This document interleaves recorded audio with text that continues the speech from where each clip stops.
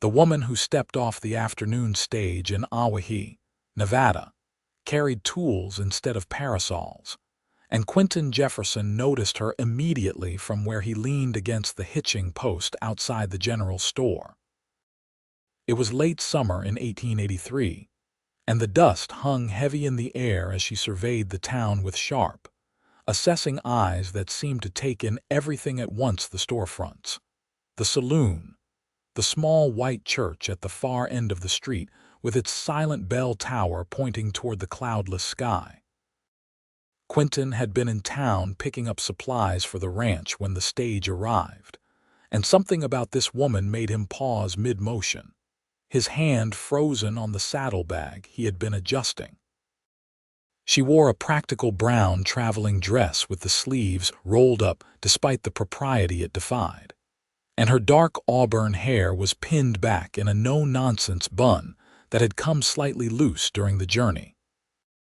She was perhaps 25, and there was a confidence in her bearing that suggested she had traveled alone before and thought nothing of it. "You looking for someone, miss?" called out Abel Harris, who ran the stage line office. He was a portly man with kind eyes who knew everyone's business in Owyhee. "I am looking for Reverend Matthews," she replied, her voice clear and melodious despite the dust coating her throat. "I am Fiona Kellerman. He sent for me regarding the church bell." Abel's eyebrows rose nearly to his hairline. "You are the bell repair specialist. Begging your pardon, miss, but we expected a man." Fiona finished for him, a slight smile playing at her lips that held no malice, only the weariness of someone who had heard this before. "Yes, most people do. Nevertheless, I assure you my credentials are sound. I apprenticed under my father, Wilhelm Kellerman, for 12 years before his passing. I have repaired bells throughout California and now Nevada. Your Reverend's letter was quite specific about the damage." Quinton found himself moving closer, though he told himself it was merely curiosity. In his 30 years, he had seen plenty of unusual sights in Nevada prospectors, convinced they would strike silver. Con men selling miracle tonics, even a traveling circus once, but a woman who repaired church bells was something new. "Reverend Matthews is likely at the church," Quinton said, surprising himself by speaking. He was not known for conversation. The other ranch hands often joked that he could go 3 days without saying more than 10 words. "I can show you the way if you like." Fiona turned her gaze to him, and Quinton felt something shift in his chest, like a horse stumbling over uneven ground. Her eyes were hazel, flecked with gold in the afternoon light, and they studied him with the same careful assessment she had given the town. "That would be most kind, Mr. Jefferson, Quinton Jefferson." He removed his hat, suddenly aware of the dust on his clothes and the fact that he had not shaved that morning. "Most folks call me Quinn." "Mr. Jefferson, then, I would appreciate your assistance." She gestured to 2 large trunks that had been unloaded from the stage. "My tools and equipment. I am afraid they are rather heavy." "I will get them." Quinton lifted one trunk experimentally and felt his muscles strain. Whatever was inside weighed more than a full-grown calf. "What do you have in here?" "Precision instruments, mostly. Calipers, hammers of various weights, files, my father's tuning forks, bronze ingots for patching, rope and pulley systems." She said this as casually as if listing eggs and flour. "The bell maker's craft requires many specialized tools." Quinton loaded both trunks onto the back of his wagon with some effort while Fiona waited patiently, declining Abel's offer of refreshment. She seemed eager to reach the church and begin her assessment. Once the trunks were secured, Quinton helped her up onto the wagon seat. She took his hand with a firm grip that spoke of hard work, and they set off down the main street of Owyhee. The town was small, barely 400 souls, built up around the silver mines that had drawn people west in the previous decades. The boom had faded somewhat, but enough ore still came from the ground to keep the town alive. Most of the buildings were false-fronted wood structures painted white or left to weather gray, and the streets were hard, packed dirt that turned to mud when the rare rains came. "Have you lived here long, Mr. Jefferson?" Fiona asked as they rode. "All my life, more or less. My father brought us here when I was 8, back in '61. He worked the mines until they killed him, then I went to work for the Matheson Ranch." Quinton did not usually talk about his past, but something about Fiona's presence made the words come easier. "I have been there 22 years now. I am the foreman. That is quite an accomplishment for someone your age." "I am 30, he said, then felt foolish for stating the obvious. "I mean, I worked hard, learned the cattle business. The Mathesons are fair people." "I am 24 myself," Fiona offered. "I inherited my father's business 2 years ago. It has been challenging, establishing credibility. Many churches are reluctant to hire a woman, regardless of skill. Reverend Matthews is not like that. He is a good man, fair-minded. When the bell cracked last winter, he wrote to bell specialists throughout the territory. He must have been impressed by your response. They had reached the church, a modest wooden structure with a tall steeple that could be seen from anywhere in town. The bell tower rose above the peaked roof, and even from the ground, Quinton could see the heavy bronze bell hanging silent in its cradle. It had not rung since January, when something had gone wrong during a particularly cold night, and an ominous crack had split the air instead of the usual call to services. Reverend Thomas Matthews emerged from the church as they pulled up, his weathered face breaking into a smile. He was perhaps 50, with iron-gray hair and the lean build of someone who practiced the moderation he preached. "Miss Kellerman, we are so pleased you have arrived safely. The journey from San Francisco must have been exhausting." "I am accustomed to travel, Reverend," Fiona said as Quinton helped her down from the wagon. "Thank you for your detailed letter. It gave me a good sense of what to expect. I must confess, I was surprised to receive a reply from a woman," Reverend Matthews said honestly. "But your references were impeccable, and the price you quoted was more than fair. Several other specialists wanted twice as much and could not come for 6 months. Bell repair is a dying trade," Fiona explained as she moved toward the church, her eyes already on the tower. "There are perhaps a dozen people in the entire country who can do this work properly. My father trained me because he had no sons, and by the time people realized I was serious about learning the craft, I had already surpassed most apprentices." Quinton unloaded the trunks and carried them into the church at Fiona's direction, placing them near the base of the tower. The interior was simple but well-maintained, with wooden pews and a small altar. Afternoon light streamed through plain glass windows, illuminating motes of dust. "May I examine the bell now?" Fiona asked. "I will need to climb the tower. Of course, the ladder is quite secure. I tested it myself last week." Reverend Matthews gestured toward the narrow wooden ladder that led up through a trap door into the bell tower. "I should go first," Quinton said before he could stop himself. "Make sure it is safe." Fiona gave him an appraising look. "Mr. Jefferson, I appreciate your concern, but I have climbed more church towers than I can count, some much taller and in far worse repair than this one." "Let me go first anyway," he said stubbornly. Something about this woman made him want to protect her, even though she clearly did not need protection. "Please." After a moment she nodded. "Very well, but I will follow immediately behind you."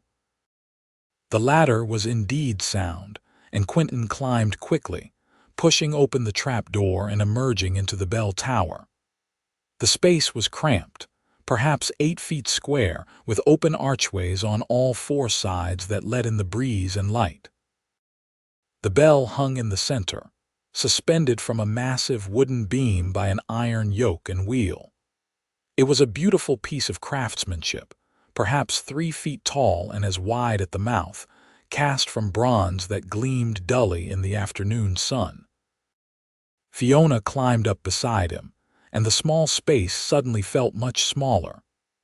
She moved past him carefully, her attention entirely on the bell, and Quinton found himself holding his breath as she ran her hands over the bronze surface with a gentleness that surprised him.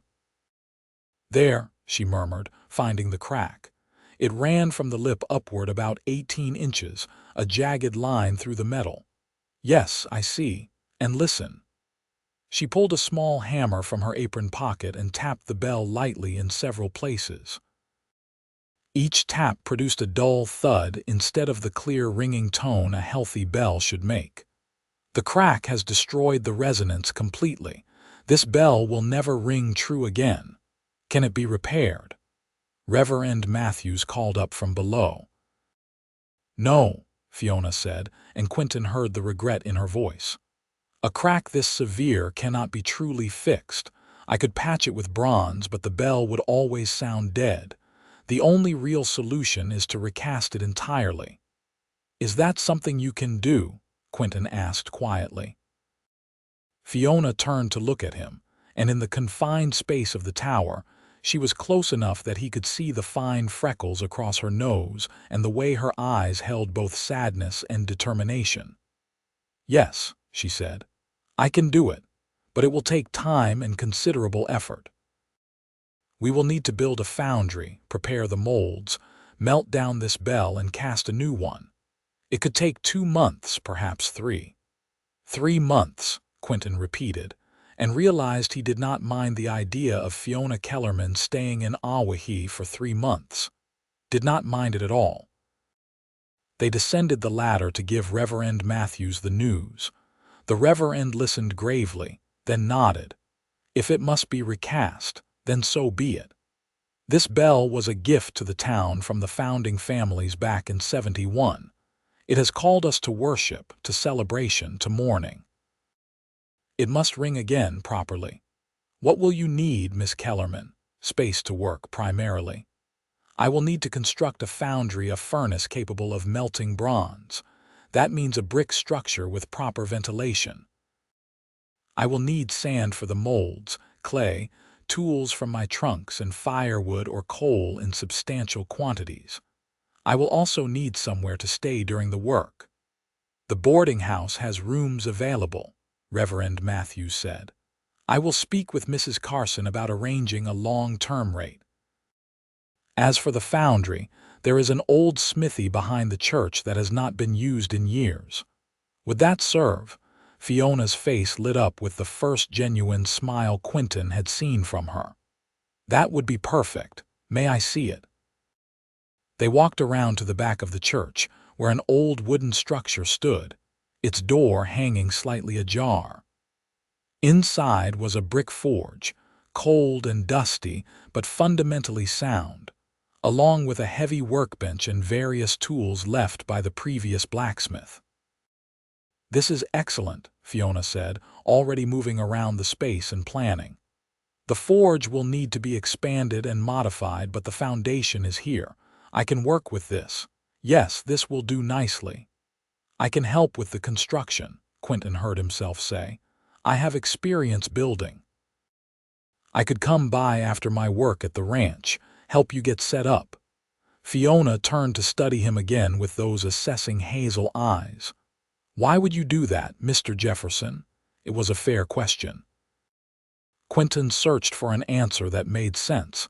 That did not involve the strange way his heart had started beating differently the moment she stepped off that stage. "Because it is a good thing," he said finally. "The bell ringing again. The town needs it. And you should not have to do all that work alone.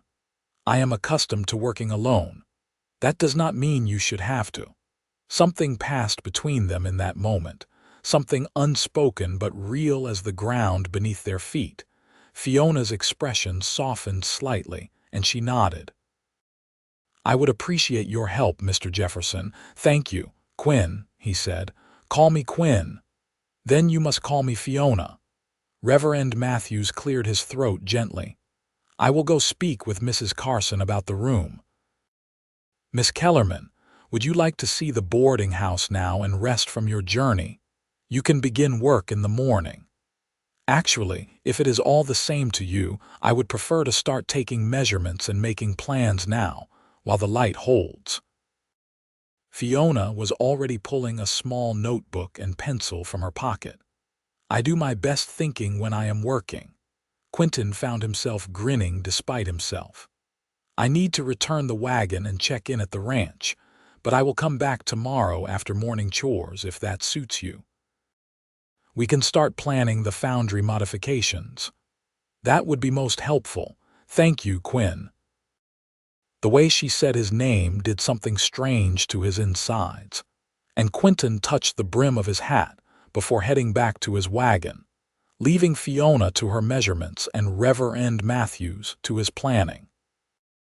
As he drove back toward the Matheson Ranch, 5 miles outside of town, he found his thoughts circling back to hazel eyes and capable hands, and a voice that spoke of bells ringing. He had not felt anything like this since Mary Ann Davies had broken his heart when he was 22, running off with a mine supervisor who promised her silk dresses and city life. That had hurt enough to make Quinton retreat into himself, becoming the quiet cowboy who did his work and kept his feelings locked away like precious metals in a safe. 8 years of guarding his heart, of telling himself that solitude was easier than risk. But something about Fiona Kellerman made him want to risk again.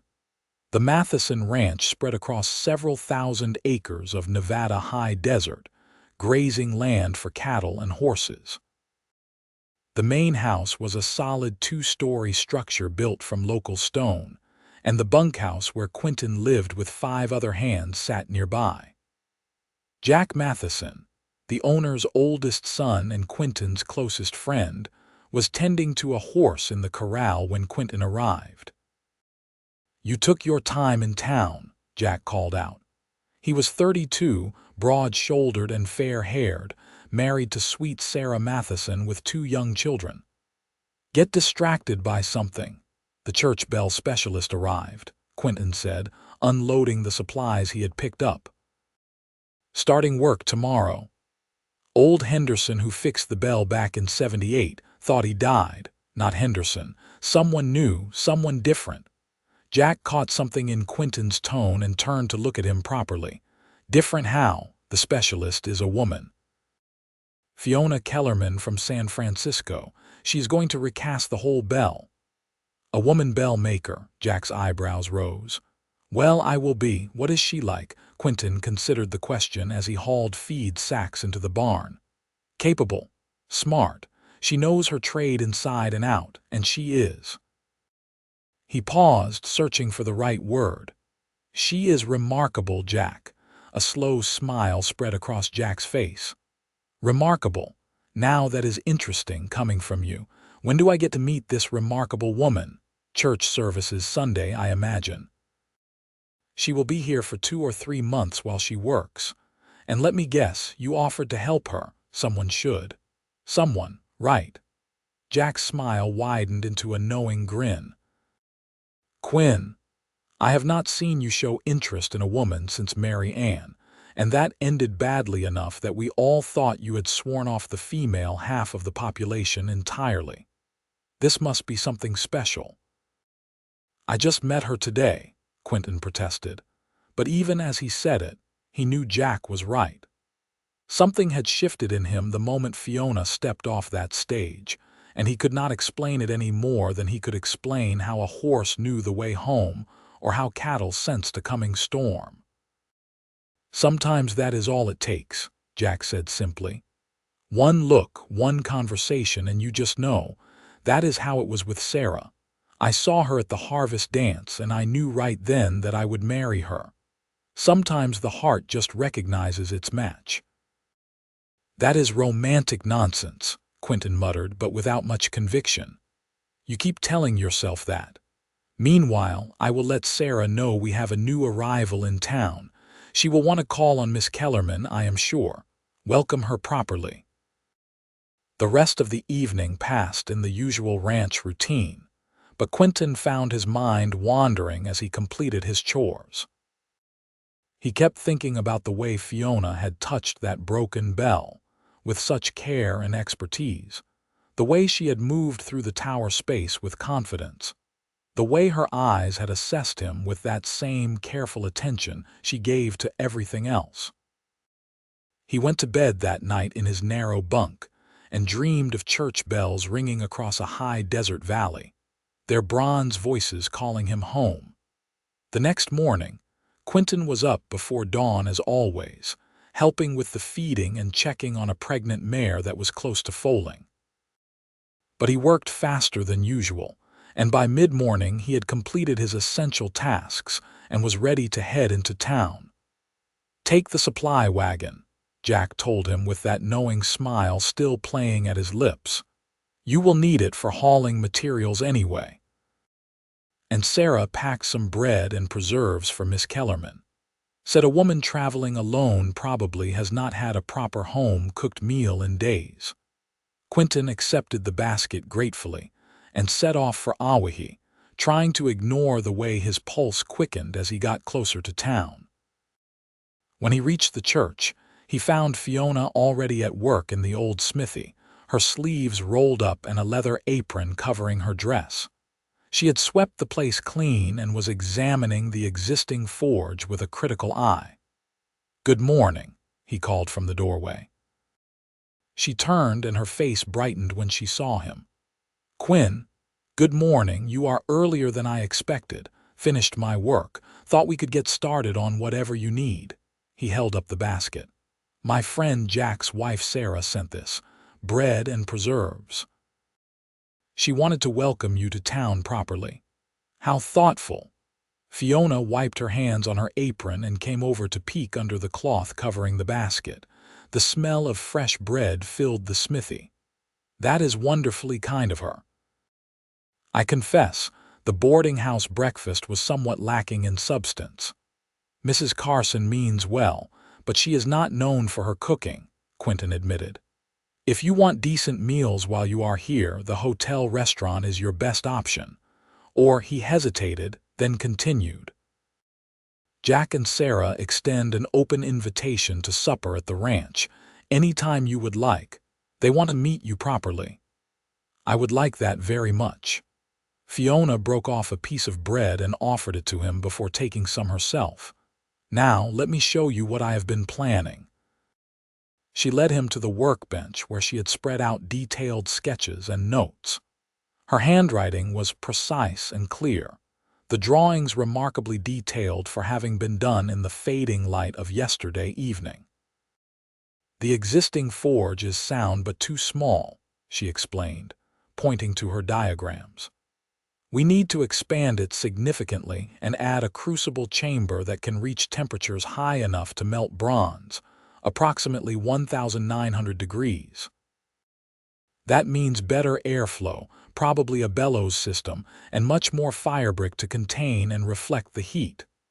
"How much larger?" Quinton asked, studying the drawings. "We need to triple the size at least." "The bronze from the bell weighs approximately 400 pounds, and we will need to melt all of it at once for a proper casting. The crucible itself will need to be built from graphite or ceramic material that can withstand the temperature and weight." Quinton listened as Fiona explained the technical requirements, impressed by her knowledge and the way she could break down complex concepts into understandable terms. As she talked, he found himself watching her hands gesture, the way her face became animated when she discussed her craft, the passion that clearly drove her work. "We should start by sourcing materials," she concluded. "I will need firebrick, sand, clay, graphite if possible, and probably 3 times as much firewood as Reverend Matthews estimated. Where would I find those things in Owyhee? General store for some of it. The mine office might have firebrick, they use it in the smelters. Sand we can get from the creek bed. As for firewood, I can arrange that through the ranch. We have timber rights on several acres. Excellent. Should we go speak with these suppliers?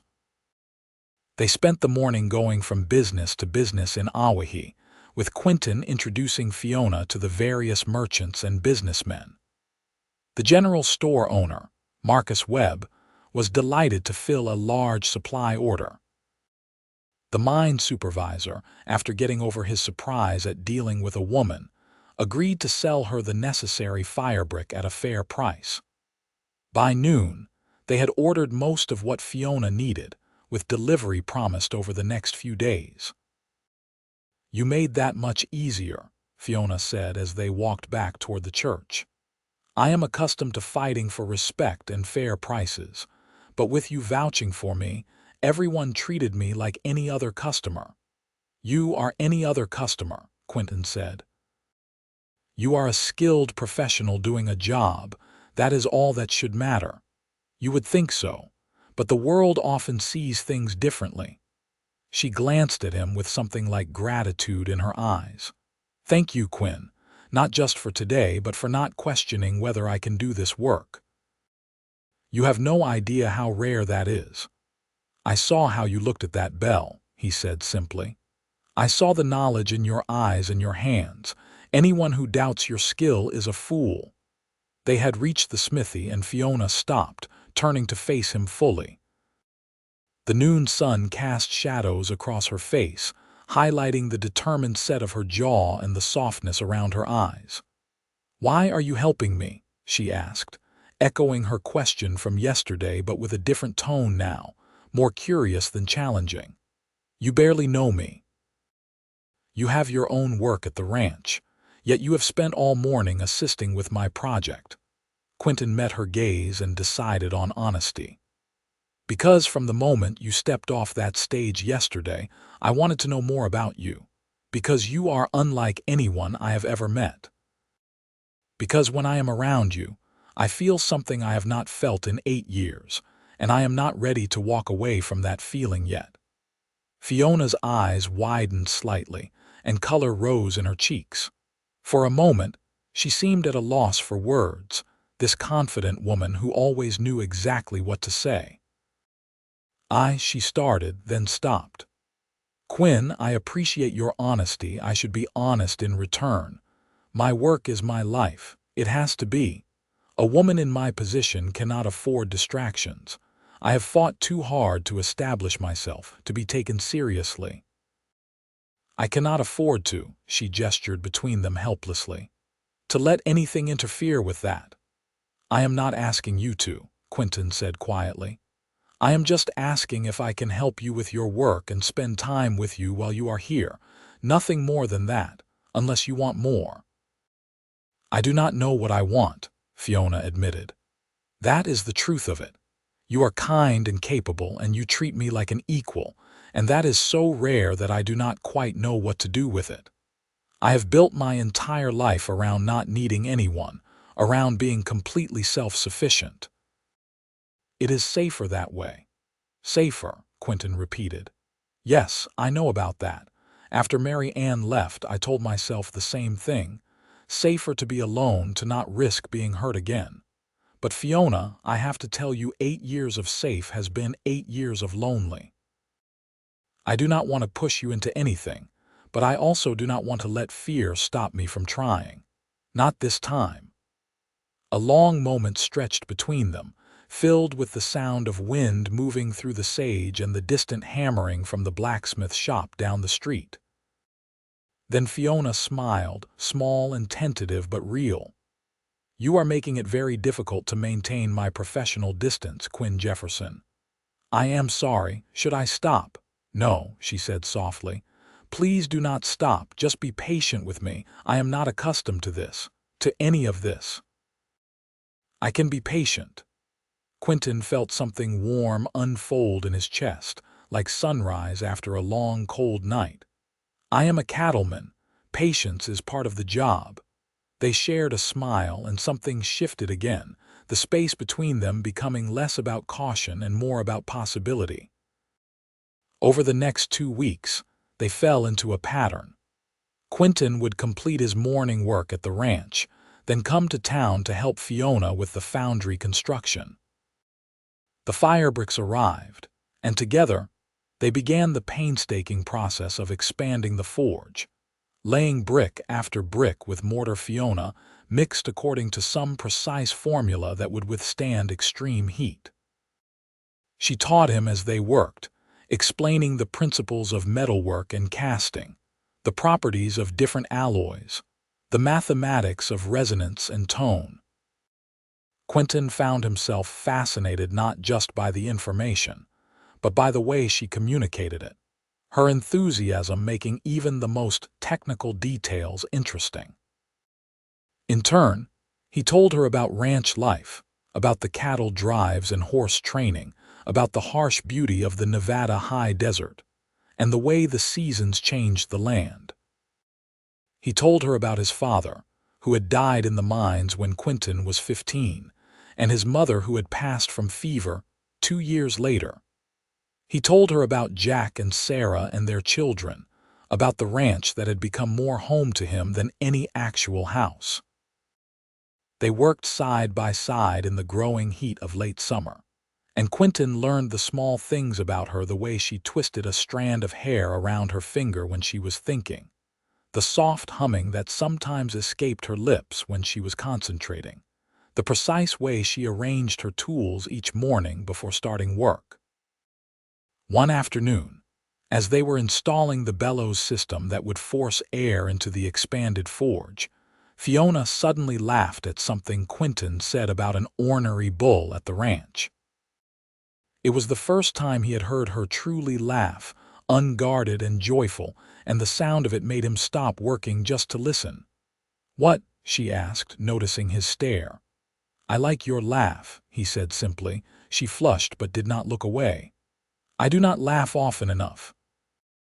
My father used to say I was too serious, even as a child. The work demands precision and focus. There is not much room for levity." "There should always be room for laughing," Quinton said, "even in serious work, maybe especially then." "Is that cowboy wisdom?" "That is my mother's wisdom. She used to say that laughter was proof that life was still worth living, no matter how hard things got." "She sounds like she was a wise woman." "She was. I wish you could have met her. She would have liked you."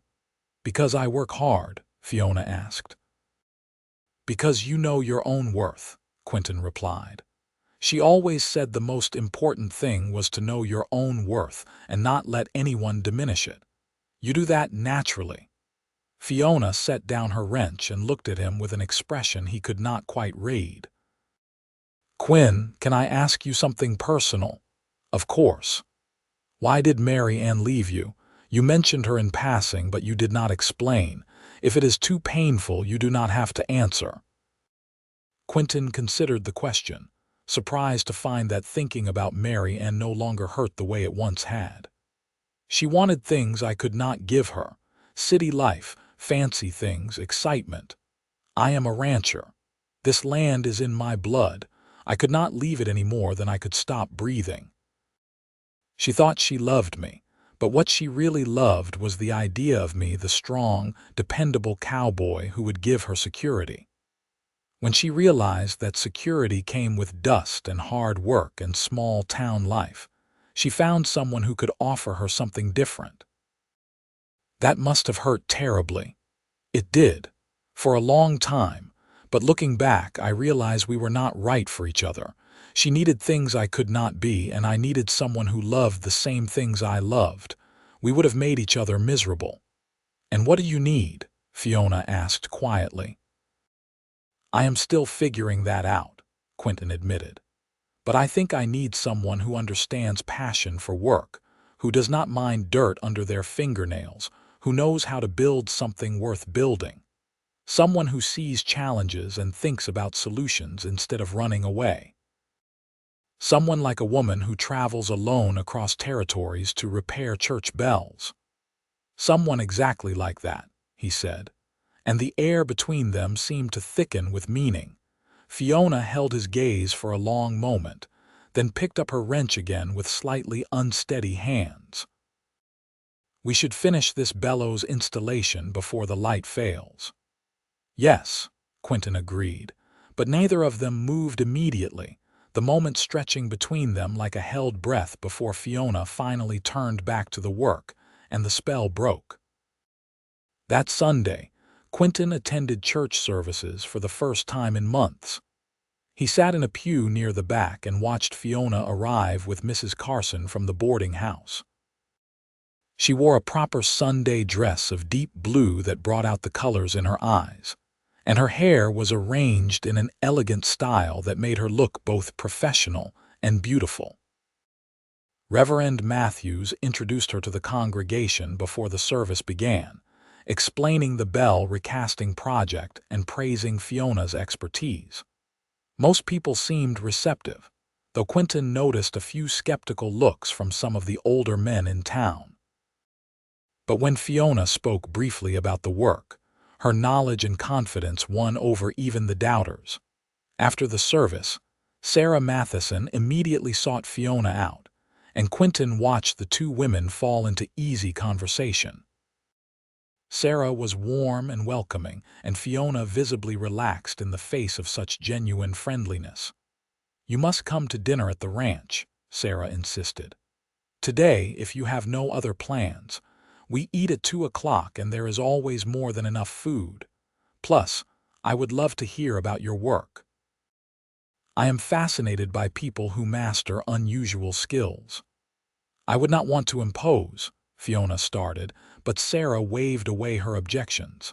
"Nonsense. It is already decided. Quinn can drive you out. You will love the ranch. The views are spectacular on a clear day like this." And so Quinton found himself driving Fiona out to the Matheson ranch that afternoon. The two of them sitting side by side on the wagon seat as they traveled the 5 miles of dusty road. The late summer landscape spread around them in shades of gold and brown, sage and scrub, punctuated by occasional outcroppings of dark rock. "It is beautiful in its own way," Fiona said, studying the view. "So different from San Francisco. There is something honest about this land. It does not pretend to be anything other than what it is." "That is a good way to describe Nevada," Quinton agreed. "Nothing here is easy or soft, but it is real. You know where you stand." "I like that," Fiona said. "I like knowing where I stand." The Matheson ranch house came into view, and Quinton saw it through Fiona's eyes: the solid stone construction, the wide porch, the corrals and outbuildings spreading around it. This was the world he lived in, and suddenly it mattered very much what she thought of it. Sarah met them at the door with her youngest child, 2-year-old Emma, balanced on her hip. Her older son, 5-year-old James, peered out from behind her skirts with curious eyes. "Welcome, welcome. Come in, please. Dinner is almost ready." Sarah ushered them inside to a large dining room where Jack was already waiting, along with Jack's father, Robert Matheson, the patriarch of the family and owner of the ranch. Robert was 62, weathered and wise, with kind eyes that missed nothing. He shook Fiona's hand with genuine warmth. "Miss Kellerman, we are honored to have you join us.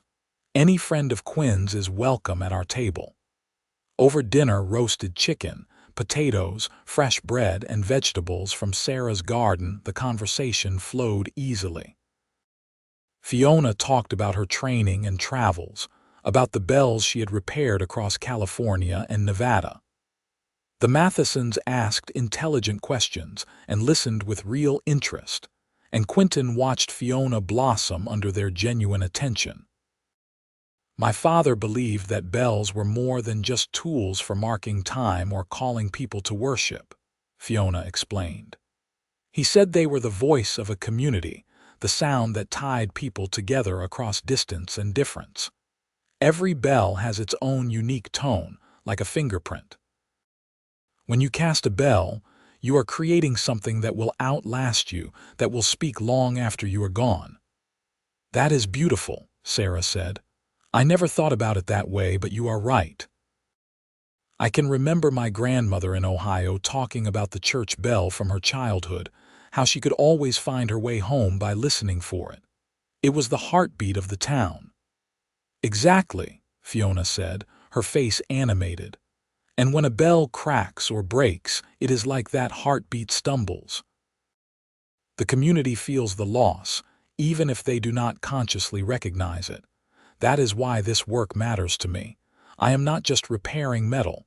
I am restoring something essential. The town is lucky to have you, Robert said. And Quinn here is lucky you let him help with the work. Actually, I am the lucky one, Fiona said, glancing at Quinton. This project would be much more difficult without his assistance. He has been invaluable. After dinner, Sarah took Fiona on a tour of the house and gardens while Jack pulled Quinton aside with a knowing look. She is remarkable, just like you said, and unless I am completely blind, she looks at you the same way you look at her. I do not know about that, Quinton said, but hope flickered in his chest. Trust me. I know what I saw at dinner. The way she smiled when you spoke, the way she kept finding reasons to mention your help. That woman cares about you, Quinn. It has only been 2 weeks. Sometimes that is all it takes. Jack repeated his earlier words. Do not let her leave without telling her how you feel. I know you are cautious, but some things are worth the risk. When the sun began lowering toward the western mountains, Quinton drove Fiona back to town. The air had cooled, and she sat closer to him on the wagon seat than she had on the ride out. Thank you for today, she said quietly. Your friends, they made me feel so welcome, like I belonged there. I have not felt that way in a long time. You do belong here, Quinton said. You fit into this place like you were always meant to be here. I am only here temporarily, she reminded him, but her voice held a note of something regret, maybe, or uncertainty. Does it have to be temporary? Fiona looked at him in the fading light. What are you suggesting? I am suggesting that maybe this place could be more than just a job site for you, that maybe there are reasons to stay beyond the bell. Quinn, I know. You have your work, your reputation, your life in San Francisco. I am not asking you to give that up. I am just asking you to consider that maybe there could be something here for you, something worth staying for.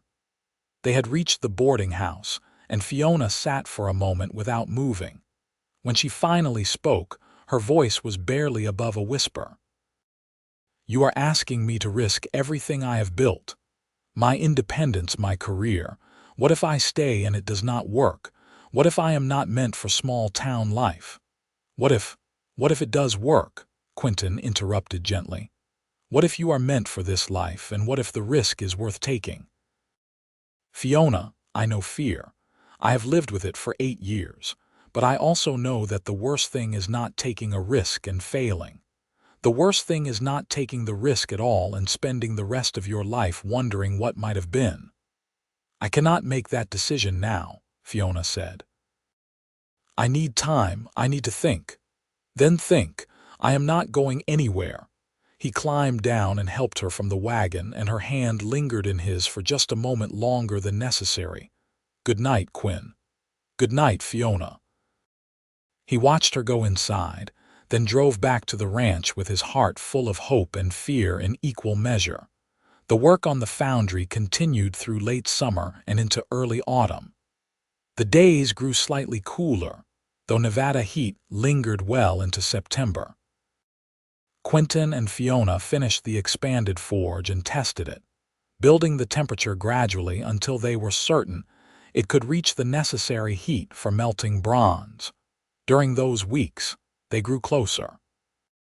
Fiona began to open up more, sharing stories from her childhood in San Francisco, tales of her stern but loving father who had taught her everything he knew about the ancient craft of bell making.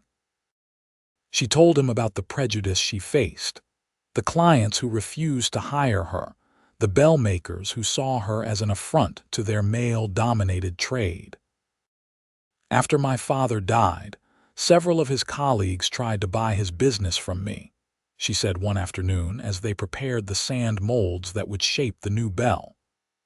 They offered insulting prices and made it clear they thought I was incapable of continuing his work. I turned them all down and took every contract I could get, even the ones that barely covered expenses. I had to prove myself over and over again. You should not have had to, Quinton said. No, I should not have. But that is the world we live in. Women are expected to be wives and mothers, not foundry workers and metal workers. Every time I take a contract, I have to fight to be taken seriously. That is not right. No, but it has made me strong. And it has taught me to rely on myself, to never depend on anyone else for my success or my happiness. She paused in her work and looked at him. That is why this is so difficult for me, Quinn. You make me want to depend on someone. You make me want to believe that I could have both my work and a life beyond it. But wanting those things feels dangerous. Why dangerous?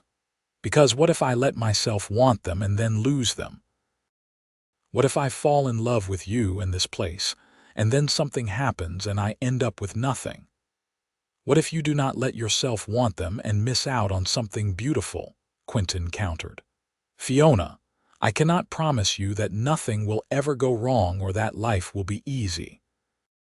But I can promise you that I see you, really see you, and I admire everything you are. Your strength, your skill, your independence. I do not want to take those things from you. I want to stand beside you while you keep being exactly who you are. Fiona's eyes glistened with unshed tears. No one has ever said anything like that to me before. Then they were all fools. She set down her tools and crossed the space between them, reaching up to touch his face with her work-roughened hand. You are making it impossible for me to guard my heart, Quinton Jefferson. Good, he said softly, covering her hand with his own, because you have already stolen mine. They stood like that for a long moment, and Quinton felt the world narrow to just the two of them, to the feeling of her hand against his cheek and the hope shining in her eyes.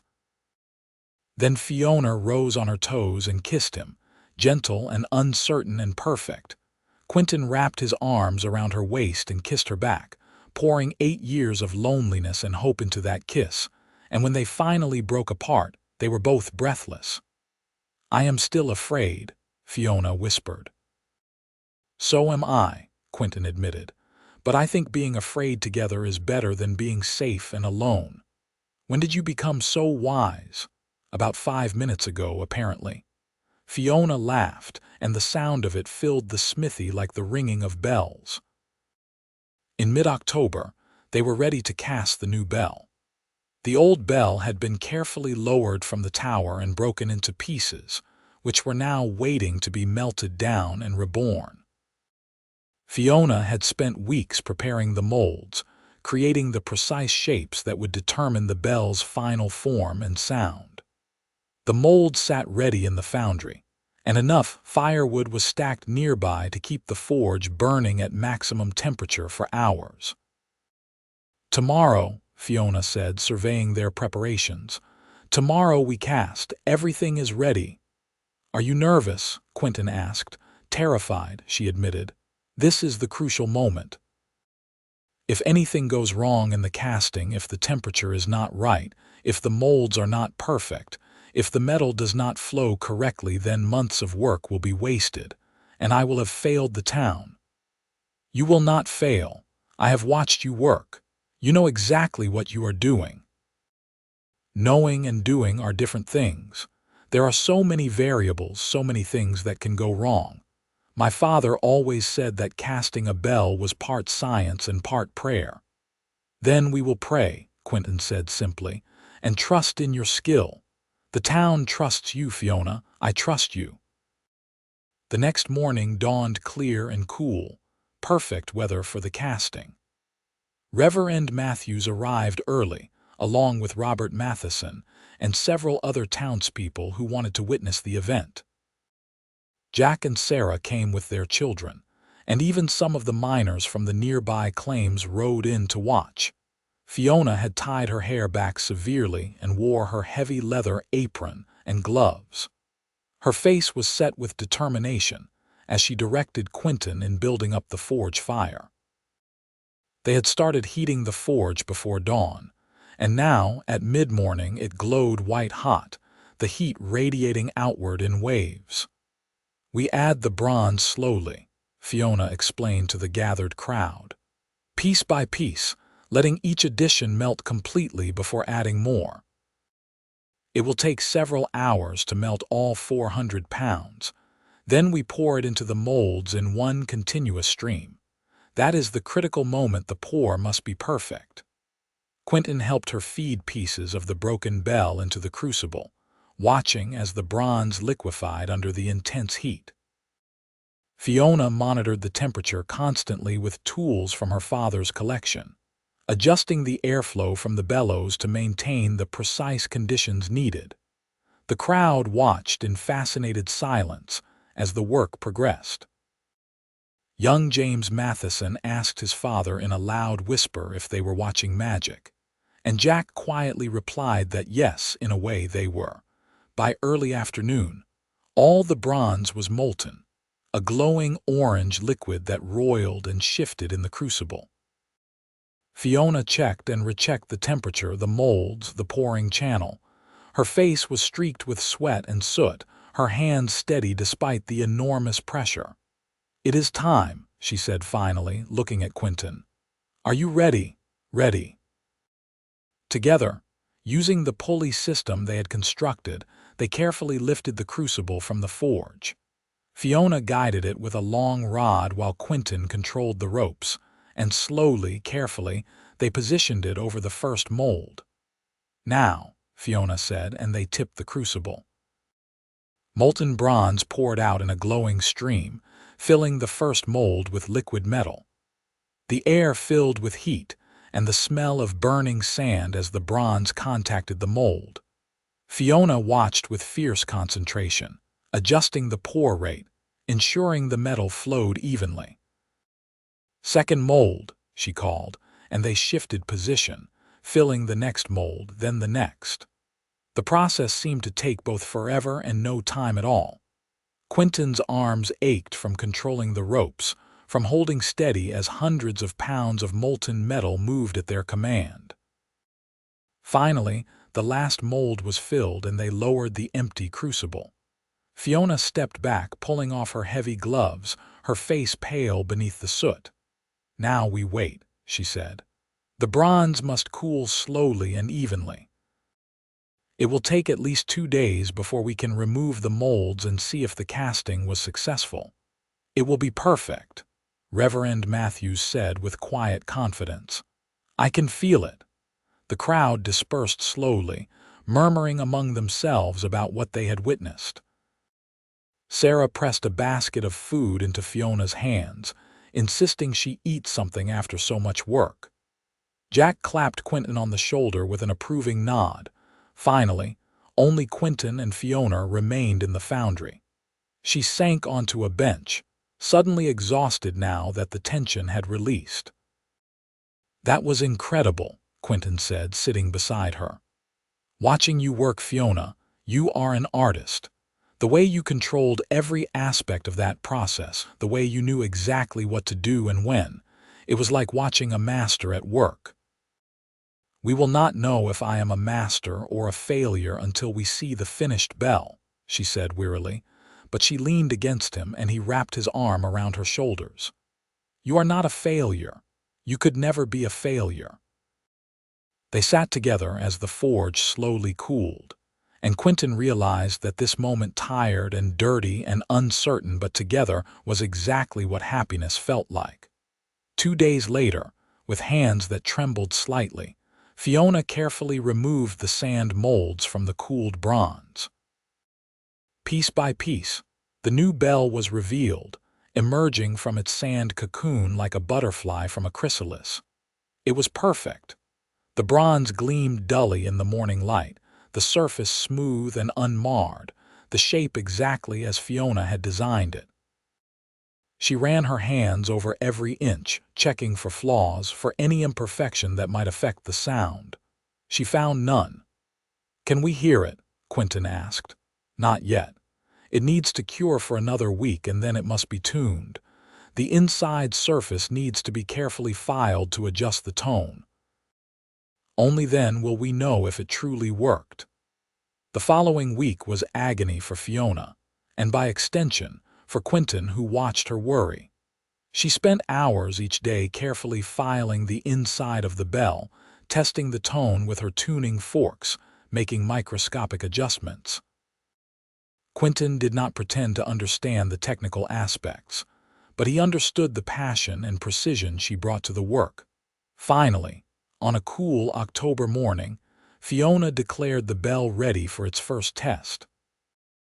Reverend Matthews and half the town gathered as Quinton and several other men carefully carried the new bell to the church tower and secured it in its mountings.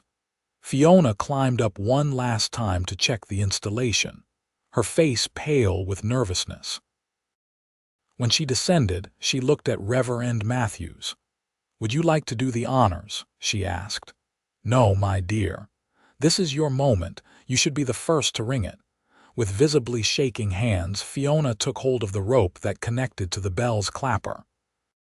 She looked at Quinton, and he nodded encouragement. Then she pulled.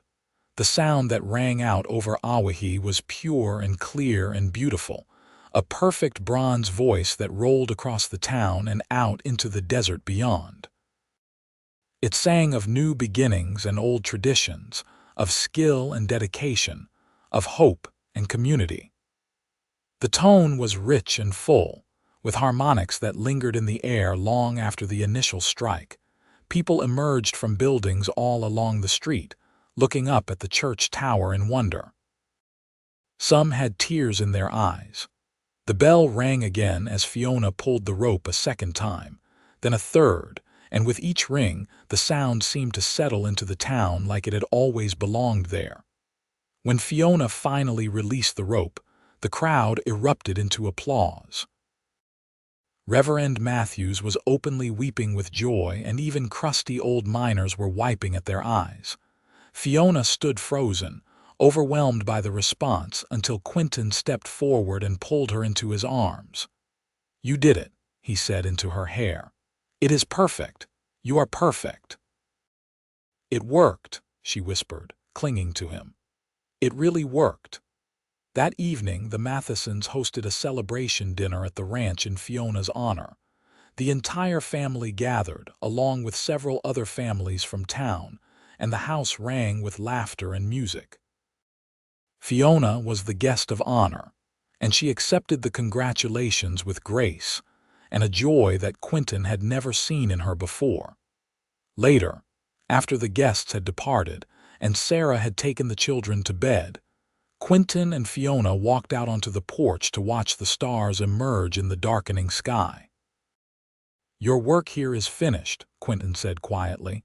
"The bell is cast and installed. You have succeeded beyond anyone's expectations." "Yes," Fiona said, but her voice held no triumph, only sadness. "So you will leave, return to San Francisco, take other contracts. That was always the plan." "Plans can change," Quinton said, turning to face her.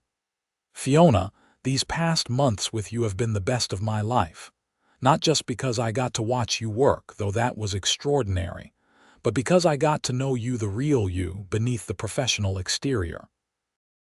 The woman who hums while she works, who gets excited about metallurgical properties, who is not afraid of hard work or getting dirty. The woman who kisses me like her heart is in it because I believe it is. Quinn, let me finish. I love you, Fiona Kellerman. I love your strength and your skill and your stubborn independence. I love the way you see problems as challenges to solve rather than obstacles to avoid. I love your laugh and your mind and the way you make me want to be better. I know you have your life in San Francisco, but I am asking you to consider building a life here instead. With me." Fiona's eyes were bright with tears. "You make it sound so simple." "Maybe it is simple. Maybe we make it complicated because we are afraid. But Fiona, I would rather try and fail than never try at all. Stay. Marry me. Build your business from here. There are churches all over Nevada and California that need bell repair. You could travel for jobs and come home to Owyhee, to me, to us. What about my reputation? If I become known as someone who settled down in a small town, who got married, and your reputation is based on your skill, not your marital status, Quinton interrupted. You are the woman who cast a perfect church bell in a makeshift foundry in the Nevada desert. You are the master bell maker who can do what almost no one else in the country can do. Getting married does not change that. If anything, having a stable home base might make it easier to take on bigger projects. You have thought about this, Fiona said wonderingly. I have thought of little else for weeks. What if I cannot do it? What if I am not meant for married life, for small-town life? What if you are? Quinton took her hands in his. Fiona, I saw how you looked at Sarah's children. I saw how you fit into dinner with the family. I saw how the town embraced you, not just for your skill but for yourself. This place already feels like home to you. I can see it in your face when you walk down the street, in the way you talk about our foundry and our bell. You belong here, and you belong with me. I am afraid, she whispered. So am I. But I am more afraid of letting you go without telling you how I feel. Fiona, you are the woman I have been waiting for all my life, even when I did not know I was waiting. You are everything I need and everything I did not know I wanted. Please, stay. Marry me. Let me spend the rest of my life proving that you made the right choice. Fiona looked at him for a long moment, tears streaming down her face, and Quinton felt his heart hammering against his ribs. Everything depended on this moment, on her answer. Yes, she finally said, the word barely audible. Then louder, yes. Yes, I will marry you, Quinton Jefferson. I will stay. I will build a life here with you, because you are right, I do feel at home here. I have not felt this way since before my father died, this sense of belonging, of rightness. And I love you too. I think I have loved you since that first day when you helped me without question, when you treated me like an equal without me having to fight for it. Quinton pulled her into his arms and kissed her deeply, pouring all his love and relief and joy into that kiss. Around them, the Nevada night settled in with its blanket of stars, and somewhere in town, the church bell stood silent but ready, waiting to ring out the news that would soon come.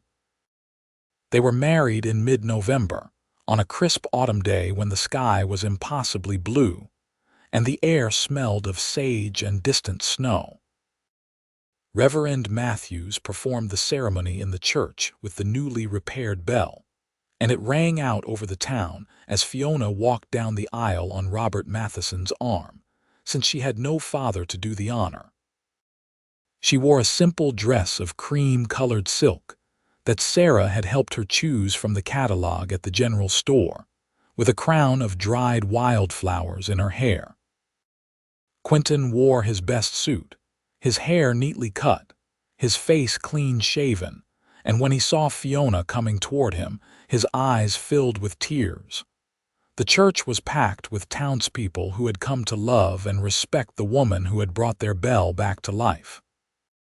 Sarah stood up as Fiona's attendant, and Jack served as Quinton's best man.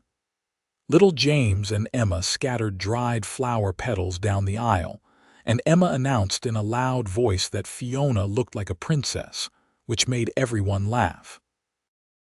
"Dearly beloved," Reverend Matthews began, his voice warm with affection for the couple before him. "We are gathered here today to witness the joining of two exceptional people. Quinton Jefferson has been a pillar of this community his entire life, steady, reliable, and kind.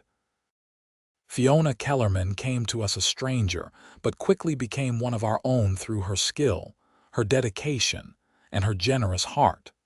Together, they have shown us what it means to build something of value, to create beauty where there was brokenness. It is my great honor to unite them in marriage." The ceremony was simple and heartfelt.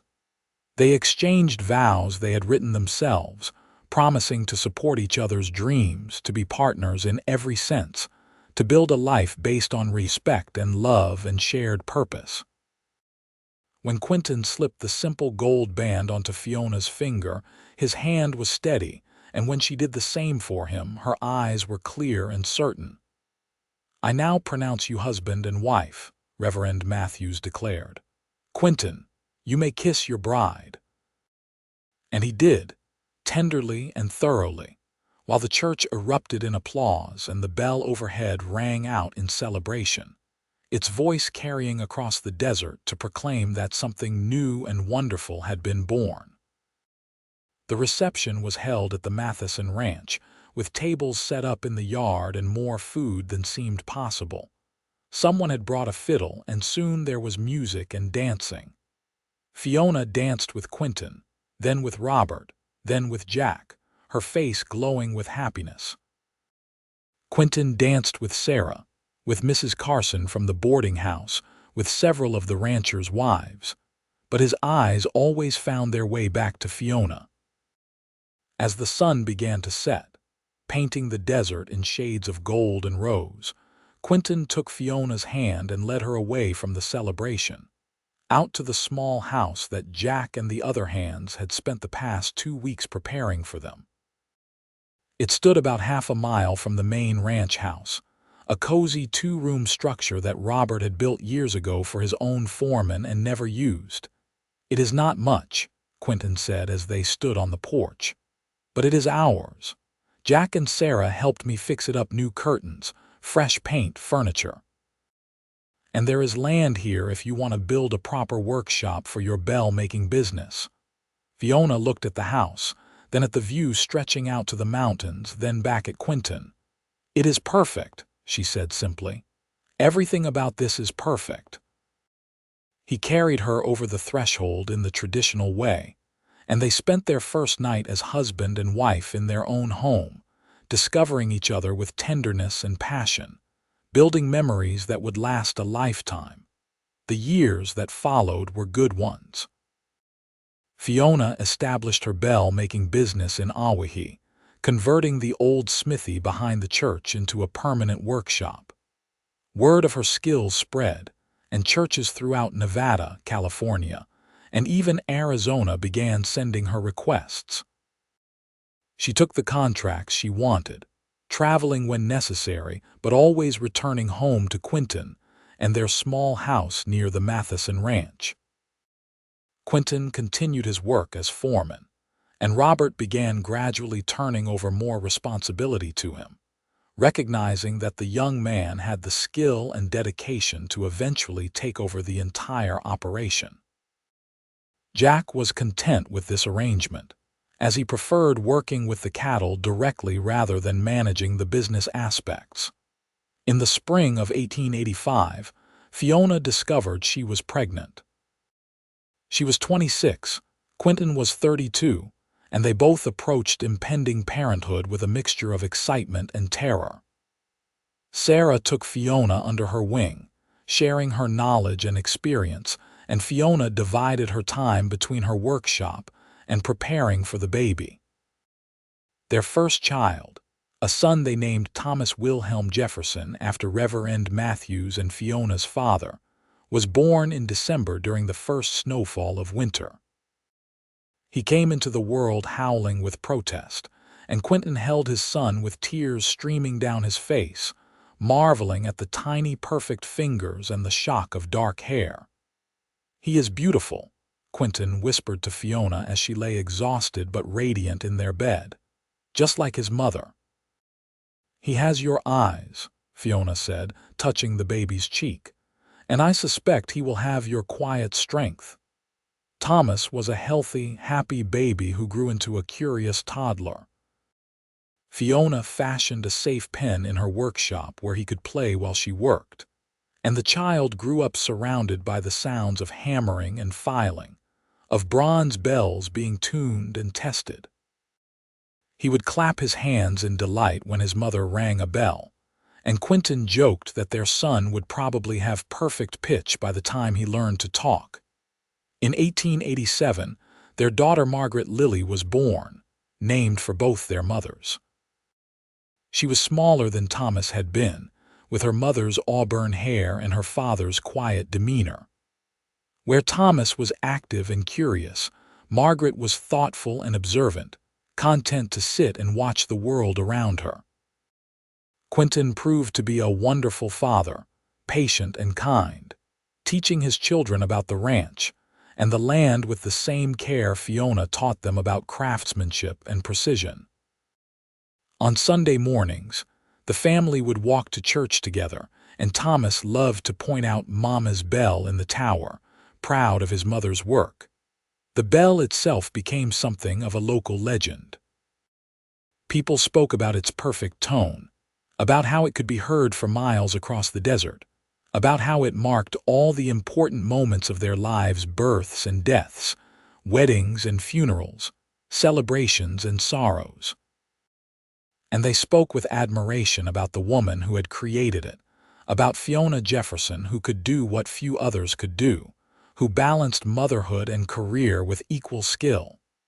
In 1889, when Thomas was 4 and Margaret was 2, the town of Owyhee decided to expand the church. The congregation had grown, and they needed more space. During the construction, there were concerns about whether the bell tower would need to be rebuilt as well. "The tower is sound," Fiona assured Reverend Matthews after a thorough inspection. "The foundations are solid, and the bell is properly mounted. There is no need to disturb it. We can expand the church around the existing tower without any issues." And so the church grew, but the bell remained unchanged, continuing to ring out over the expanding town with its pure, perfect voice. That year also brought changes to the Matheson Ranch. Robert decided it was time to fully retire, turning over the ranch operations to Quinton with Jack's enthusiastic support. At 36, Quinton became the ranch manager in all but name, though Robert retained ownership. It was a responsibility he took seriously, and the ranch thrived under his careful stewardship. With the increased income, Quinton and Fiona were able to build a larger house on their land, one with room for their growing family and a dedicated workshop for Fiona's bell-making business. The new workshop had proper ventilation, excellent light, and enough space for Fiona to work on multiple projects simultaneously. "I never imagined this life," Fiona said one evening as they sat on the porch of their new house, watching the sunset while Thomas and Margaret played in the yard. "When I came to Owyhee that day, I thought I would repair a bell and leave. I never imagined I would find home." "Home found you," Quinton said, taking her hand. "Or maybe we found each other. Either way, I thank God every day that you stepped off that stage." "So do I," Fiona said, leaning against his shoulder. "So do I." In 1891, they welcomed their third child, another son they named Peter James after both their fathers' middle names. He was born in summer, a sunny child who seemed to bring light wherever he went. Thomas, now 6, took his role as big brother seriously, and Margaret, 4, was delighted to have a baby to fuss over. The years continued to pass in a rhythm of seasons and celebrations. The children grew, the ranch prospered, and Fiona's reputation as a master bell maker spread throughout the Western Territories. She received commissions from as far away as Arizona and Oregon, and sometimes the entire family would travel with her when she needed to work on site for an extended period. On their 10th wedding anniversary in 1895, Quinton took Fiona back to the church where they had married. The children were staying overnight with Jack and Sarah, and they had the evening to themselves. "You remember what you said to me that first day?" Fiona asked as they stood in the empty church, looking up at the bell tower. "You said you wanted to know more about me. That I was unlike anyone you had ever met." "I remember every word of that day," Quinton said. I remember thinking that my life had just changed, that nothing would ever be the same after you arrived. You were right. Everything changed. I changed. I never thought I could have a husband who supports my work, children, a community that respects me for what I can do rather than judging me for what I should not do. You gave me that, Quinn. You and this town. You gave yourself that, Quinton corrected. You earned respect through your skill and character. I just loved you through it. Just loved me, Fiona repeated with a soft laugh. As if that is a small thing. Your love changed everything for me. It made me believe I could have both my passion and a family, that I did not have to choose. They climbed up to the bell tower together, and Fiona ran her hands over the bronze surface of the bell she had cast so many years ago. It is still perfect, she said with satisfaction. The tone has not changed at all. This bell will outlast us, you know. Long after we are gone, it will still be ringing over this town, calling people together, marking time. Then it will be a legacy, Quinton said. A reminder that you were here, that you created something of lasting value. We created something of lasting value, Fiona corrected, gesturing to encompass not just the bell but everything: their marriage, their children, their life together. This is our legacy, Quinn, not just the bell but everything we built together. He pulled her close and kissed her there in the bell tower where she had first demonstrated her skill, where she had begun the work that led to everything else. And the bell above them, though silent, seemed to hold a promise of all the years yet to come. As their children grew older, both Thomas and Margaret showed interest in their parents' respective crafts. Thomas loved the ranch life and followed Quinton everywhere, learning about cattle and horses and land management. Margaret, on the other hand, was fascinated by her mother's workshop and the art of metalworking. She has the gift, Fiona told Quinton one day when Margaret was 12. The girl had spent the afternoon helping tune a small bell, and her ear for pitch was remarkably accurate. If she wants to learn the trade, I could teach her everything my father taught me. Would you want that for her? Quinton asked. Knowing how hard it has been for you being a woman in that business. The world is changing, Fiona said thoughtfully. Slowly, but it is changing. By the time Margaret is old enough to work professionally, perhaps it will be easier. And regardless if this is what she loves, who am I to deny her? My father gave me that gift, the chance to follow my passion. I want to give the same to our daughter. And so Margaret became her mother's apprentice, learning the ancient craft of bell making while Thomas prepared to eventually take over the ranch. Young Peter, at 5, was still finding his way, but he showed an aptitude for numbers and record keeping that suggested he might end up handling the business side of things for his siblings. By the turn of the century, as 1900 dawned, the Jefferson family was well established in Owyhee.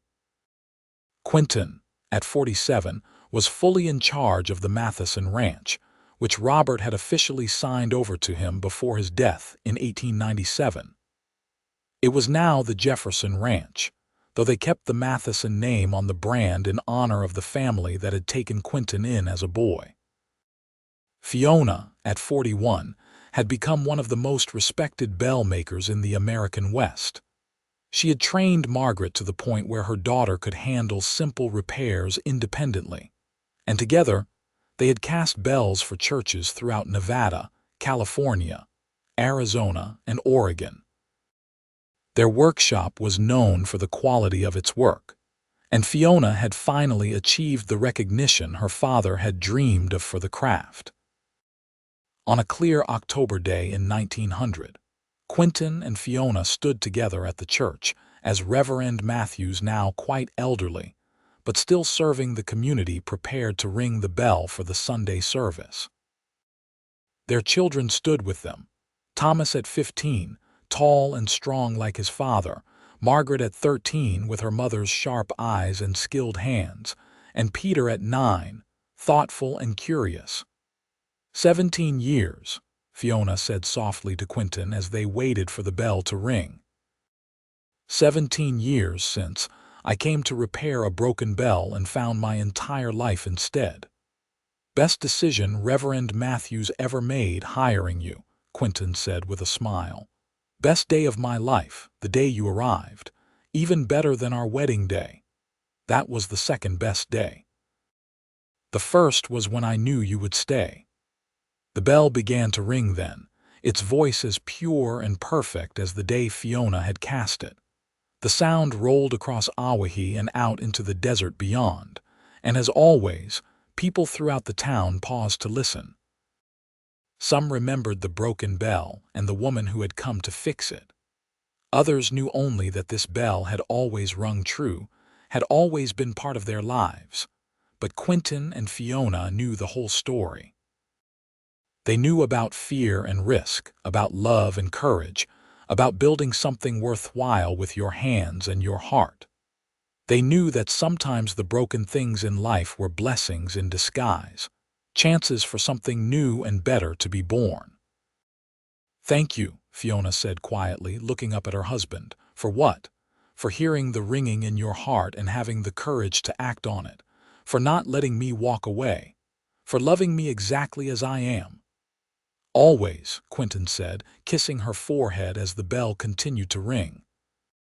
"Always and forever."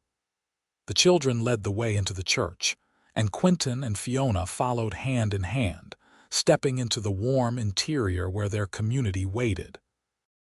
The bell rang on above them, a song of bronze and love, of skill and dedication, of two people who found each other in the most unexpected way, and built a life that resonated with the same perfect clarity as a bell cast true. And as they took their seats in the familiar pew, surrounded by their children and their friends, under the roof of the church with the bell Fiona had created, Quinton squeezed his wife's hand and thought about how a quiet cowboy's heart had learned to ring with love the moment he met a remarkable woman who came to repair a broken bell. It was a story their grandchildren would hear one day, and their great-grandchildren after that. The story of how the bell maker found her home, how the cowboy found his voice, and how a small town in Nevada became the center of a world built on love, respect, and the clear, true ringing of bronze calling people together across distance and time. The bell would ring for generations more, but it would always carry in its voice the story of Quinton and Fiona, the quiet cowboy and the determined woman who proved that the best things in life often come when we are brave enough to trust our hearts and skilled enough to forge something beautiful from broken pieces. Their story became legend in Owyhee, told and retold, always with wonder at how perfectly things had worked out.